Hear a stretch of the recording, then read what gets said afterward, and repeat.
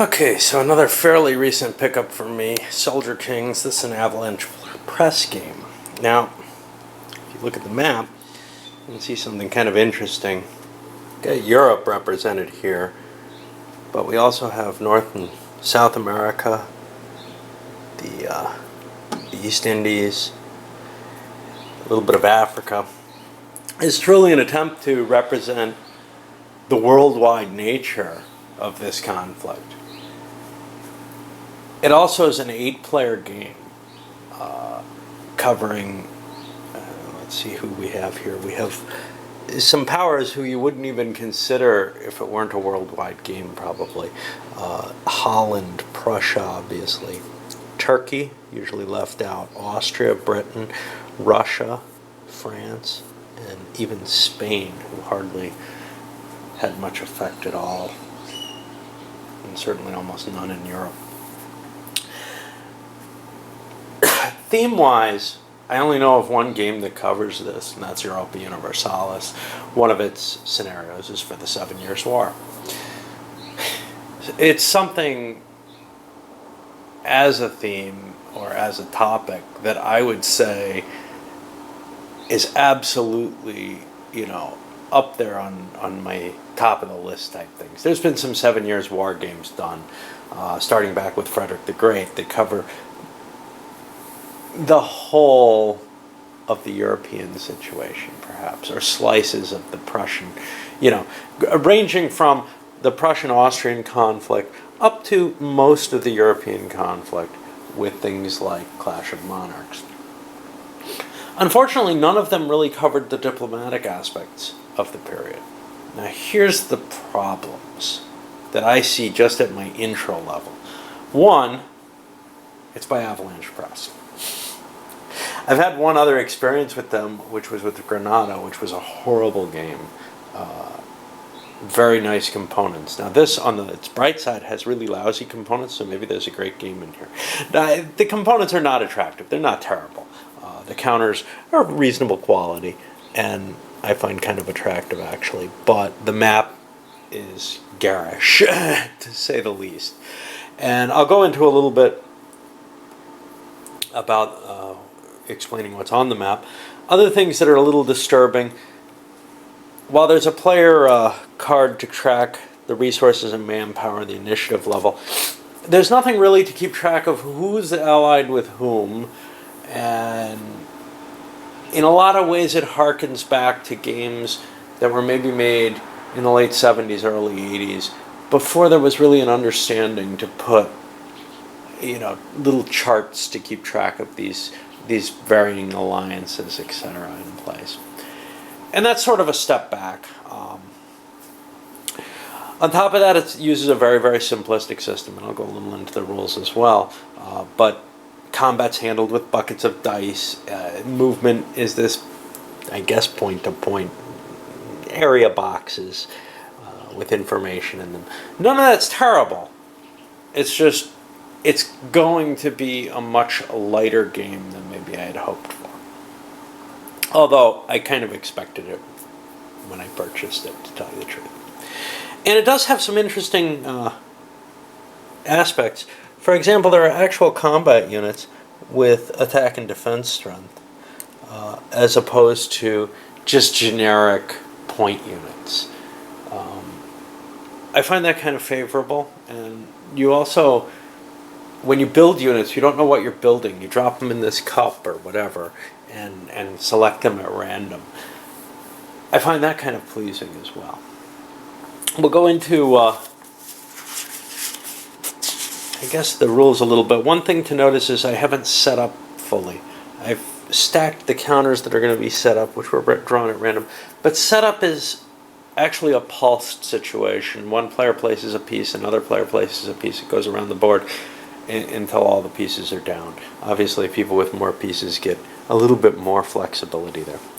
All right, so the basics of the game, and the rules are fairly light, but I'm not terribly comfortable with them, as usual. There are two kinds of turns in a game: campaign turns, which are the orange ones, and winter turns, which are the blue ones.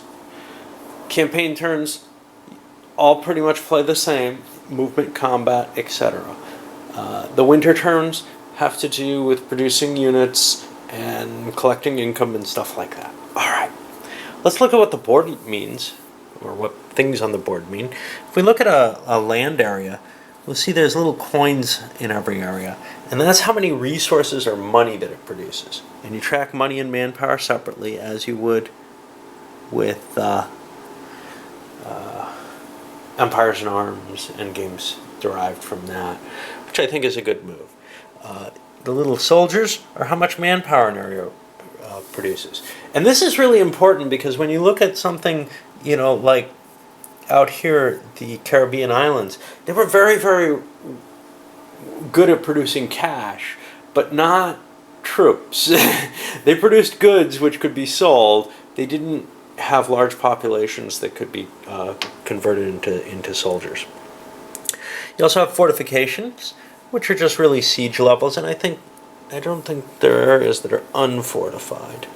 So everything has to be taken by siege, which is actually kind of important.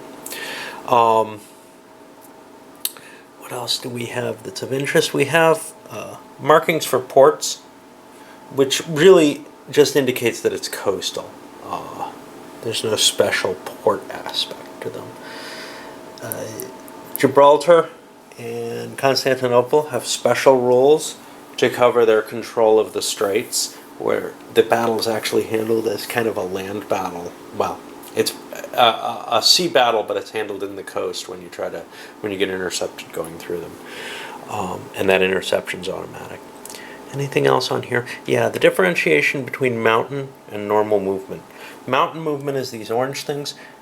It really only has an effect if somebody's attacking. It affects the defender's die rolls, and it affects the retreat possibilities for the attacker. If you attack across a mountain, for both sides actually, you can't retreat across a mountain.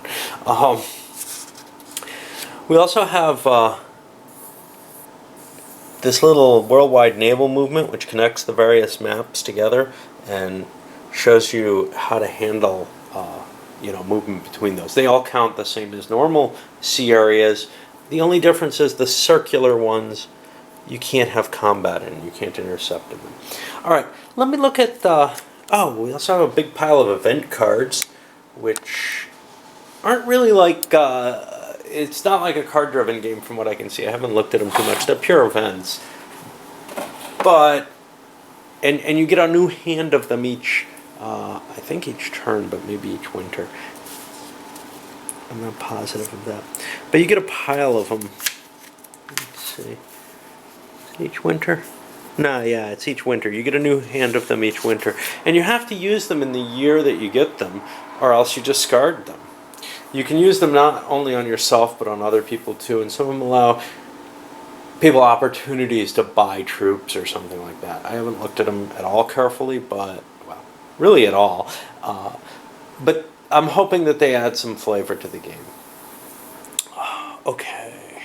Let's look at what the sequence of play is. Now, in a campaign turn, you're allowed to buy new units using your resource and manpower points. You don't get your income there. Or you don't only buy units back in the winter turn. I thought you did. Right. Okay. So you get to buy new units, and you pick them at random from the units that are available, and then they get placed pretty much in home areas. Home areas are labeled and colored and all kind of other stuff to indicate what you can do where. You can also bring in minor country. If you have minor country allies, they get their own rate of replacement, which is listed here, and that's irrespective of any production that the minor country may own. That production is considered just used in their maintenance as well as their production capabilities. Initiative, you roll. Okay, so here's the start of the kind of tedious die rolling that's going to happen in this, and this is particularly bad for a solo game. Every player rolls 2 dice. The high player gets to pick where he wants to go in the initiative. And then the next player, and then the next player. And then you could say, okay, well, why don't you just throw them in a cup? Well, because the Prussians, as long as they have Frederick, get +2 to the die roll. And so there's no quick shortcut here. I have to roll dice for everybody. That's going to be an obnoxious aspect of it. That initiative indicates when you go in the turn and when you take your moves. But it's kind of a little quirky in the sense that if you're allied with someone, your units can only move once per turn, but some of your units could move in your own turn and some in your formal ally's turn, or there could be more than one formal ally.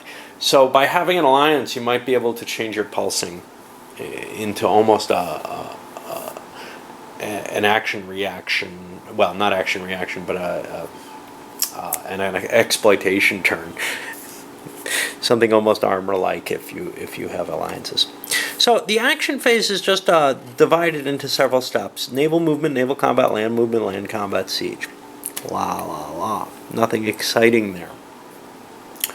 Let me go into how the movement is handled. So, of course, being clever, they decided to do the land movement and combat first in the rules, even though those aren't the first in this situation. But they're fairly simple. Fleets, for example, have a movement allowance of 3. And you can move them as stacks or not, however you like. And you move between sea zones at a cost of 1 each, basically. Now, combat for fleets is a little weird, or I think sensible, actually. In order to engage, you can't just move into an area with someone else's fleets. You have to do an interception on them. And you can also be intercepted as you move, which could cause a fight. Now, fleet movement and combat is a little odd in a number of other ways because, for example, blockades have to be handled here. All a blockade really is it's a barrier between a coastal area and a sea zone. And you're automatically intercepted if you try to move through an enemy blockade. Interception, you have to roll a 10 or more on 2 dice, and you add the number of enemy fleets you're trying to catch. It's easier to catch a big fleet. Of course, you may not want to do that. You also get to add, I believe, your naval leader, and you may get to subtract the enemy one. Yeah, you get to subtract the enemy rating, leadership rating of a naval leader. And leaders have just a single number on them for the most part. Naval leaders, here's one of those, as well as land. When you actually, there's transport capabilities, there better be. It doesn't cost to pick up units or to drop them off, but it does cost to move into a land area. We already looked a little bit at the worldwide naval movement. Naval combat itself. Well, when combat happens, it happens due to an interception. And you fight a specific group that you've intercepted. The combat itself, you total the combat strengths, and land combat's gonna work the same way. You have attack and then damage steps or points. In this case it's 1-1. Let's look at looking for another fleet. Okay, so here's a British fleet with a 2 combat strength and a 1 defensive point. The 2 combat strength is how many dice you get to roll. And I believe you also get to add your admiral's value to that, but an admiral doesn't have any value without ships. And you're looking for 6s.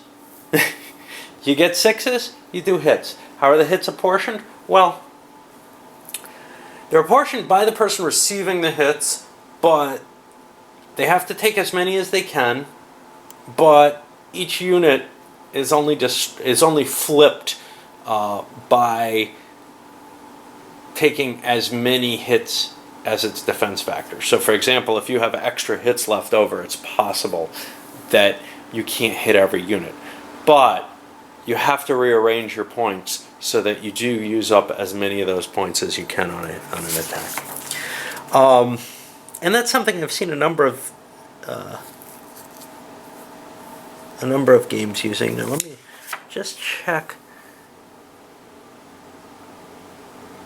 Yeah. So at the end of a round of combat, if any of your fleets take step losses, they have to retreat if they can. If they can't, they die. And that's kind of a natural factor in this game. If you take losses on units, they have to retreat on that round. An oddness that I'm not used to. You can't just stand and fight to the last man unless you are already reduced. Okay, now to land movement in combat, it works very, very similarly, actually. Except for a couple little changes. So, land movement, units only have one movement point. To move from friendly to friendly territories costs only a half movement point, but it costs a 1 to enter neutral or enemy controlled areas. You have to stop when you enter an area with enemy armies. And then you get to fight battle if you choose. Battle has to be paid for, and that's one of the weird things in this. And you pay for a number of rounds of battle. In land combat, 1 or 2 rounds cost 1 or 2 resource points, or you can do an infinite number of rounds for 4 resource points. That's for one battle, though. So, for example, if there are 2 different stacks of pieces, 2 different groups of people's pieces in 2 different countries in a space, you would have to pay separately to attack each one. And you couldn't just pay 4 and say, okay, I'm going to just attack and then move to the other guy. It doesn't work that way. You have to separate your forces into specific battles, then pay for those battles, which looks kind of weird. This also includes the cost for building units and how long it's going to take before they show up once you start building them. Okay, so now let's see. So like I said, there are some modifiers there. You can attempt to retreat before battle after the attacker spends his points. That's just allowed. So the attacker can declare an attack, spend for it, and then the defender can say, I don't want to fight, and leave.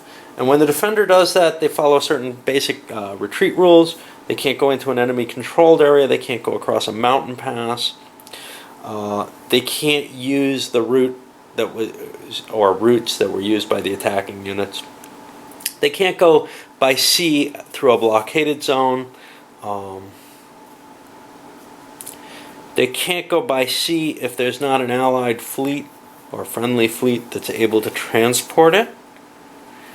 And they can't go into a land area occupied by enemy units if the number of enemy armies there is larger than the number of retreating armies. Okay. For combat itself, again, you roll a number of dice equal to your attack strengths, plus the leadership rating of all the leaders involved. Admirals not counted unless they have ships in the battle, and ships can be in a land battle, on the coast at least. And the defender gets a number of dice equal to the fortification value if they control the area. They may not control the area. Again, you're looking for 6s. If the attacker moved over a mountain to get into the area, the defender gets +1 to their die rolls. Oh, I forgot something about naval battle. There's a wind gauge check. You make a roll, add the naval command rating, and the player who wins the wind gauge, if any, gets to shoot first on the first round only of the naval combat. Just to, really skew things by like rearranging the rules. But going back to the land combat, casualty rules are the same. You have to retreat if you take a step loss. If the attacker's paid for more rounds, they can keep going. Okay.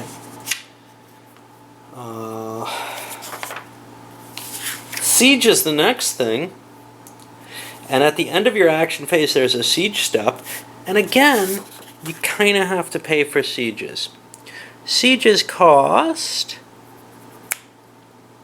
nothing to do 1 round of siege, and 1 or 2 resources to do 2 or an unlimited number of rounds.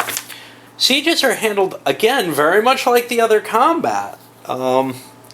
Now, you can only siege if there are no enemy armies in the space. You have to drive the enemy away to try to siege the space. And the goal here is to take control of the area. You pay your points. You roll dice equal to the number of strength points you have, plus the leadership rating, or leadership ratings. You can use all your leaders. And each 6 gives you a hit. And the defender gets to roll back equal to his fortification value, current fortification value. And for him, each 6 does a step loss to the enemy. The enemy may have to retreat due to this. If all his units retreat, it doesn't matter whether or not he won. The siege has been lifted, and the defensive strength returns. Okay. Your goal is over however many rounds, turns, whatever the siege takes, to collect up points that reduce the siege the fortification value. And those are marked with these. Those numbers go way higher than they need to for this, and I don't know what else they're used for. Okay.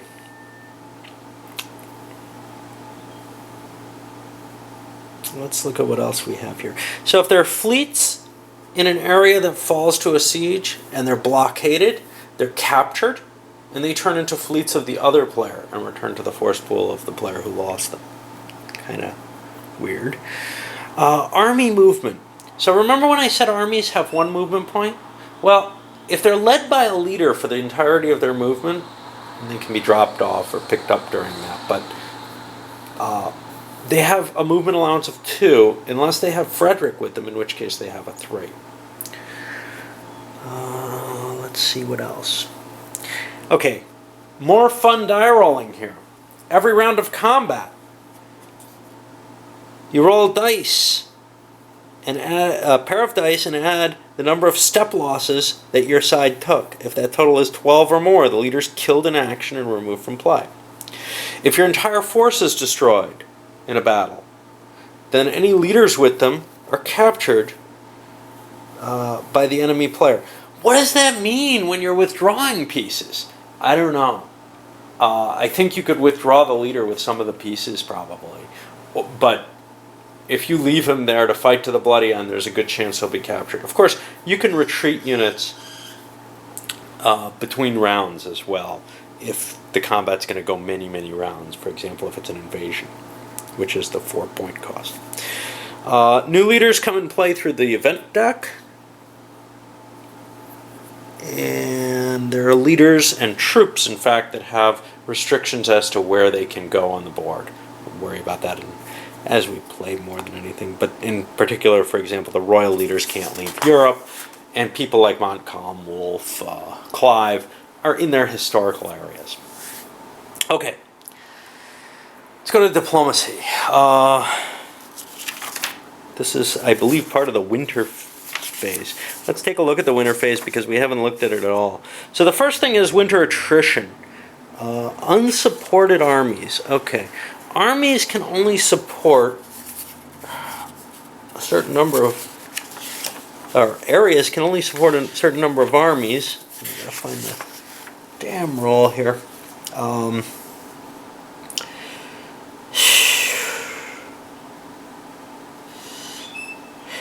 Okay. So an area can support something like 3 times its resource value in troops. That's encounters. If the area is friendly and it's not your home area, it can only support twice the amount. If you're in an area and the area is not friendly to you, it can only support 1 time the value. But if you're in your home area, it can support 3 times as many troops as its resource level, and that may be only if there are no enemy armies there. Yeah. I'm not sure about that. Okay. But basically,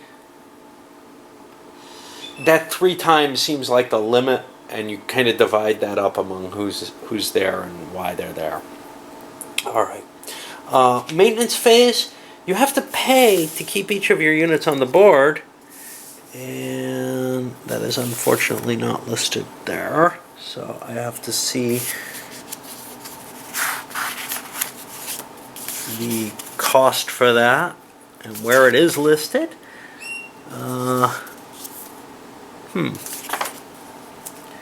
Right. Okay, that's not easy to find. I don't know how much you pay.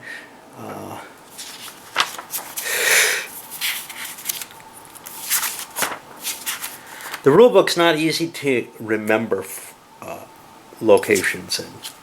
It's fairly easy to read.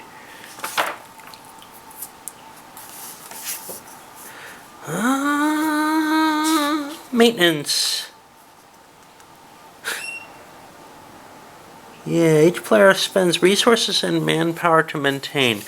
That's not clearly listed. There we go. Any unit. 1 resource, 1 manpower. And that's for everything, including navies, I guess. Okay. I'm going to have to switch and go to another video to extend this. Yay, back again. All right. So, we found the maintenance cost for units. And now, what else do we need here? Victory points. Okay. You count up your victory points for the game. And those are really just how many coins you have that aren't yours to begin with. So new coins that you've captured, new areas that produce coins that you've captured, are worth victory points. Ones that you've lost, your home areas that you've lost coins for, are subtracted from your victory points. In order to win the game, you have to have this kind of increase on an automatic victory. That makes it very hard, I think, for Britain or France, but they're very, very powerful. So we can kind of see how that works out as we play.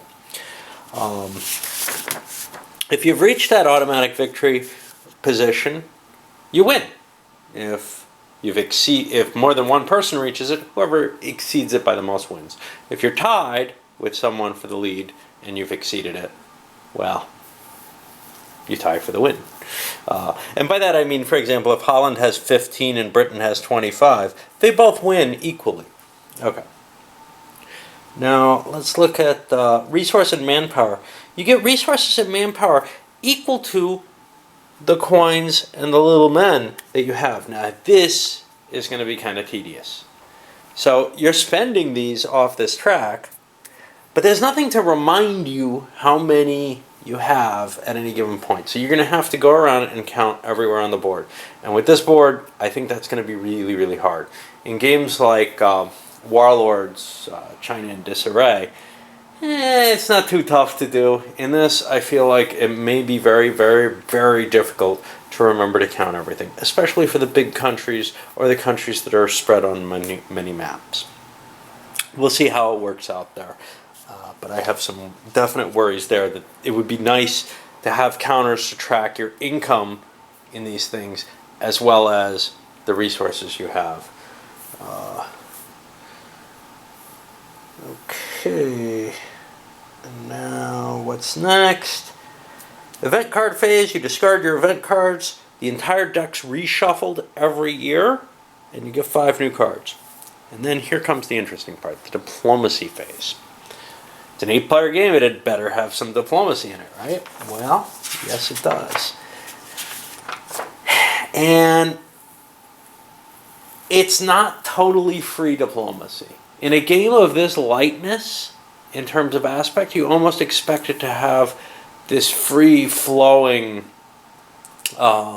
diplomatic structure where, yeah, you can cut deals with whatever, but there may be some things you can't transfer, like troops or something. Well, turns out you can transfer those.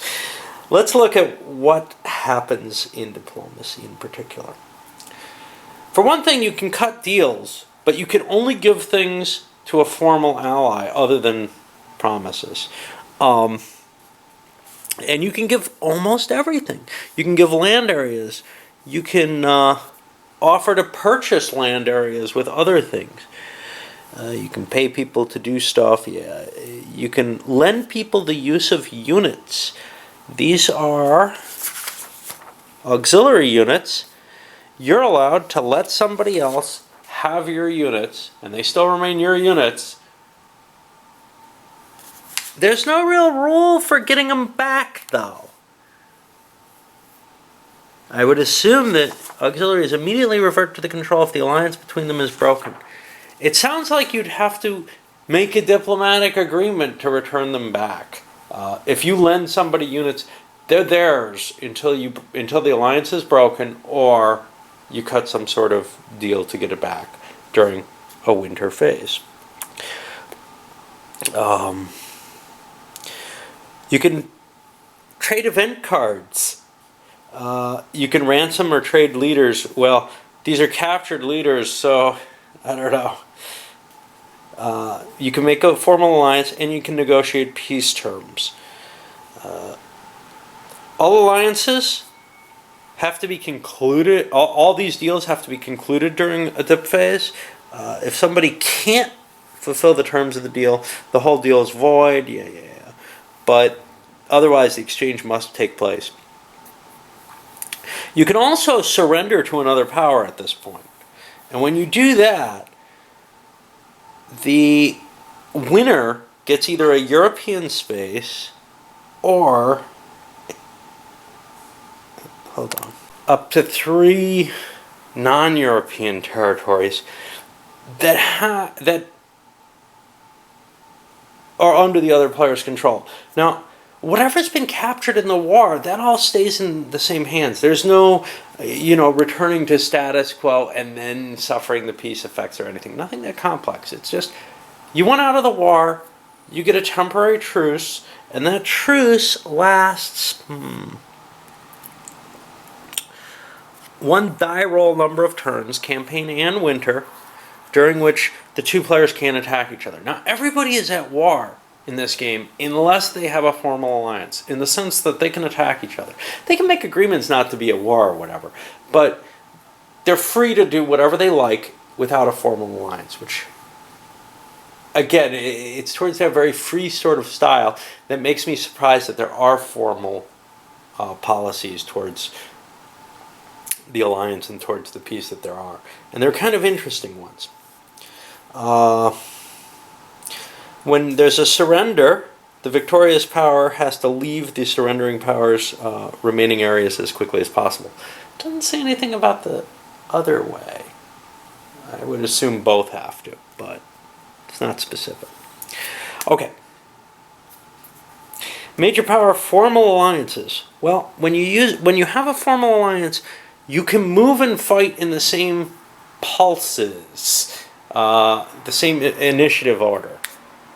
You don't join together as in either Empires in Arms or Europa Universalis and pick one or end up having one assigned to you. No, you get them both. Each unit can only move in one, and you get what turns out to look very much like an exploitation phase out of that. They're also allowed to move and fight together. They can use fleets to help each other. They can combine strength. They can loan units as auxiliaries. Well, you can't make any of these exchanges unless you have a formal alliance. Now, here's where we start getting away from the, what are alliances? Because there's a backstabbing alliances rule too, which we'll see also. But there are certain alliances to begin with. This is the limitations on it, who are prohibited.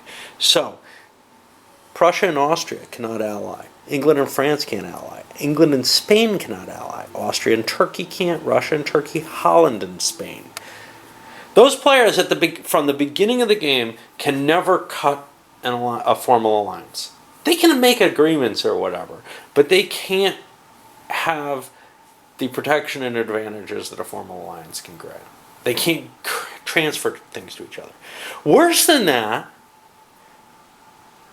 they can't be alliances are multipartite in a sense. So if Prussia and Austria cannot ally, Prussia can't ally with England if England is allied with Austria. Okay, you can't make an alliance to someone who is allied to someone you're forbidden to ally with. I guess you could create some sort of weird daisy chain where, you know, Austria's allied to Russia, and Russia's allied to Britain, and Britain's allied to Prussia.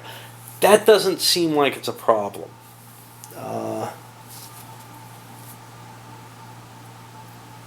It's only a one distance hop that's a problem. Okay, what about backstabbing? Again, the game seems really light. It seems like, okay, maybe there's some penalty for backstabbing. No, it's a little more than that. You can do it at any time. You can just schwack into someone and attack them or siege their territory or whatever if you have a formal alliance. That breaks the alliance. Sounds pretty light so far. Here's the difference. You may never ally with one another again, and you become a prohibited alliance combination. This is the only way to break an alliance, though. I mean, you don't necessarily have to backstab them, but any break of an alliance says you will be forbidden from having an alliance again. I don't really like that, and I'll go into a little bit about that in a moment. When you attack together, you both have to pay the attack costs, the full attack costs.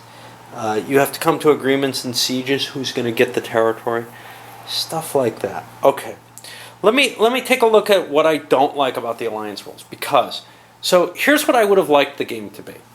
I would have liked the game to be not just the 7 Years' War, but that entire period covering the War of Austrian Succession through the 7 Years' War, and maybe some of the periods in between that. I think that's the interesting thing, to have these floating alliances. The only floating alliance that happened was Russia on the death of I don't remember. I don't remember who died, but Peter took over and was a friend of. He really admired Frederick, and he marched in against Austria, but didn't quite make it because he was killed, and then the Tsarina ended up returning back against Frederick with the troops. That's the only really major shift of alliances that I can think of happening here. Granted, some people definitely did enter into the war, but this doesn't seem to capture the correct flavor here. So you start out with everybody at war with everyone else and slowly become allied? That's weird. You start out... so once you make an alliance, if you break it, you can never make it again.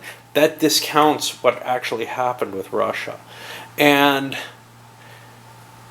if we extended it to the full period, we had these big shifts of alliance, which is what this prohibited alliance table seems to allow for.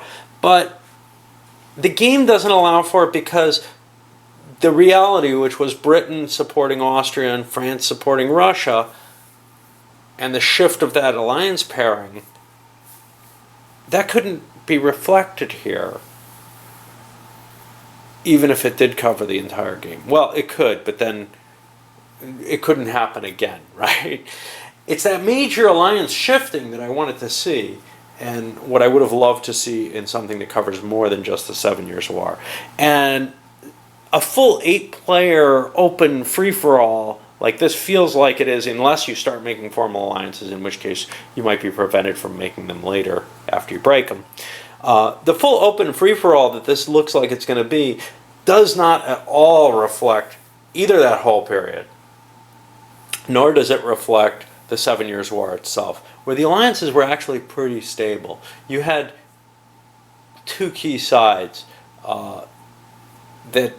and that's the whole thing. You had two key sides, two pairs of two key sides throughout the entire period. You had the Britain-France and the Prussia-Austria. I'm not saying that a little bit more allying, a little bit more diplomatic freedom might not be interesting, something along the lines of Empires and Arms, but this just doesn't feel like it's capturing it correctly. And let's hit it one other, while I'm on my rant about the rules, one other little piece in here. So, I mean, the flavor of this whole game, having to pay to attack, that sounds almost World War II-ish. It doesn't really sound 7 Years' War-ish. I'm not saying there's not a cost to making an attack, but I'm saying that that cost was minor compared to the regular cost of maintaining the troops in the field.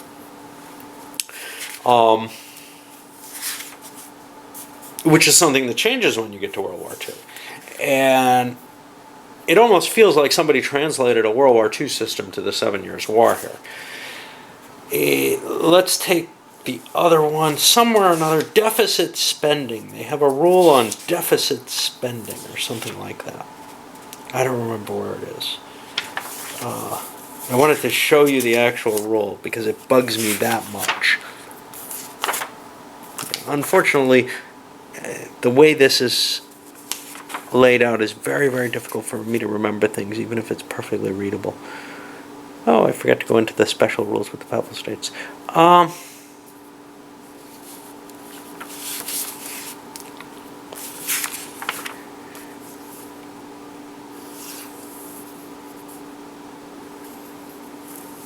The Enlightenment did not recognize deficit spending. What the hell? I mean, you can't make a statement like that, you know? To me, that says we've got somebody who just does not know the period who wrote this game. And I don't mind an abstract game, but you start making statements like that and I feel like you have no clue what you're doing in this period. Doesn't mean it might not be an interesting game. It might even be, well, so my first thought was, okay, I'll give it the benefit of the doubt, and I'm still giving it the benefit of the doubt as a game. But when we get to that diplomacy set up, I start seeing just how unfocused this was on the period. And you know, when you combine the other things, the attack costs, etc., it's just very clear. This is written by somebody who took, you know, maybe scanned a book or something and thought about the period and drew a map. It, again, is not really designed by someone who has much knowledge of the era. You couldn't have said that if you knew about the era. I mean, these countries were going into debt left and right. All right. So let's keep looking a little bit. Minor countries. So there are a lot of minor countries in the game, and we have a whole chart here of them, and they have little modifiers on them. They're activated by a couple of means. One is somebody could just march into a minor and attack it and besiege it, and then some enemy of yours, i.e. someone you're not formally allied to, who the minor doesn't have an objection to, there are countries that a minor will not join with, gets control of that minor and gets to run him as an ally, essentially.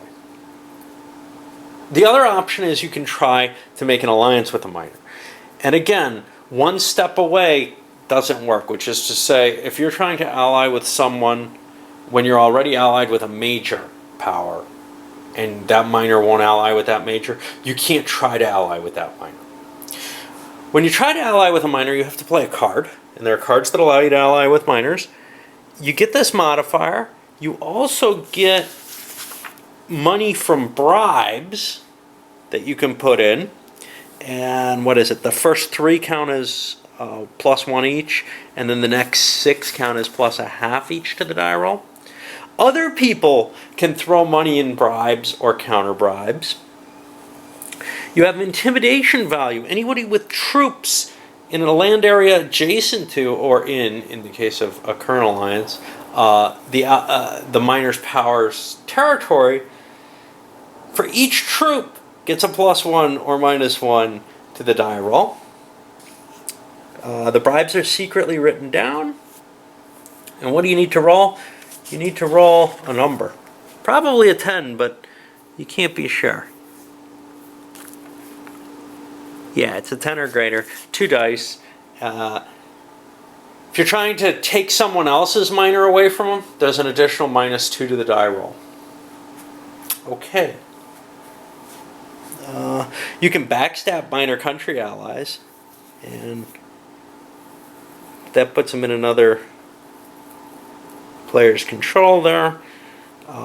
Minors build new units automatically. They get maintenance. They also get a recovery value as well. I don't know if that's the same number.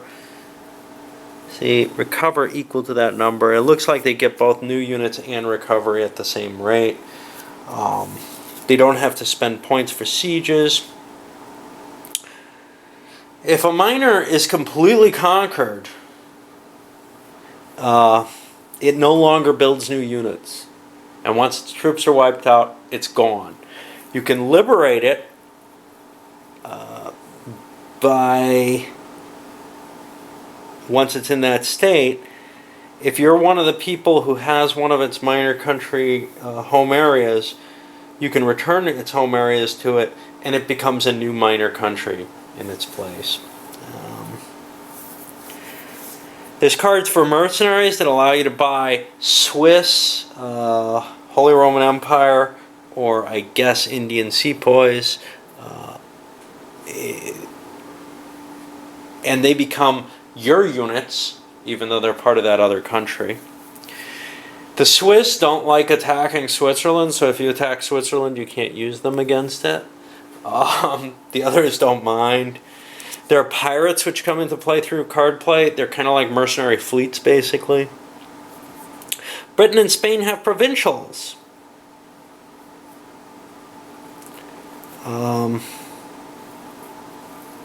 Britain has 1 at the beginning of the game. Spain, I think, has none. These are just forces that, well, the way the rules are written, can only be used in North, South America, and Africa. I don't know of anyone sending colonial troops over into Africa, but it seems to be allowed because everything else is specifically excluded. Like I said, you can loan troops to other players. Venice has a special minor leader of their own. That's about it. That's the game. Again, I'm hoping to have some fun with it. I don't believe that there's any real historical insight in this one. It just, looking over the way the diplomacy, the alliances, etc. work, okay, this is some kind of game vaguely themed on the 7 Years' War era. It's a pity. It's a pity, because I would love... So here's the thing. I mean, this is one of those many things where I want that whole world map. I have Europa Universalis. I can play that. It's a lot of pieces and a lot of map, and not enough of EU's rules for these single campaign scenarios. You know, I mean, remember, a turn in Europa Universalis is 5 years. The 7 Years' War is a turn or two. That's it. It's not designed for playing out a war, a single war. I know some people who do that, or I've heard of somebody on Board Game Geek mention doing it. It's just not my taste, you know. I mean, I don't want to play a 2 or 3 hour war game that's... It wouldn't even be that long. I mean, I can't imagine. You're only getting a few movements, you know. Yeah. I don't know. Anyway, it would probably take a couple hours all told, but it would probably take longer to learn the rules for. For this, it looks like the scale is good, the attempt is good, but it would have been nice to have somebody who had a feel and an understanding of the history actually designing the game, rather than, you know, cutting and pasting what looks a lot more like a World War II game to me at the same level of abstraction. It's hard to tell, because once you get this abstract, things get very, very simple. But it does not look like 7 years of war to me. All right, up she goes, and it's huge.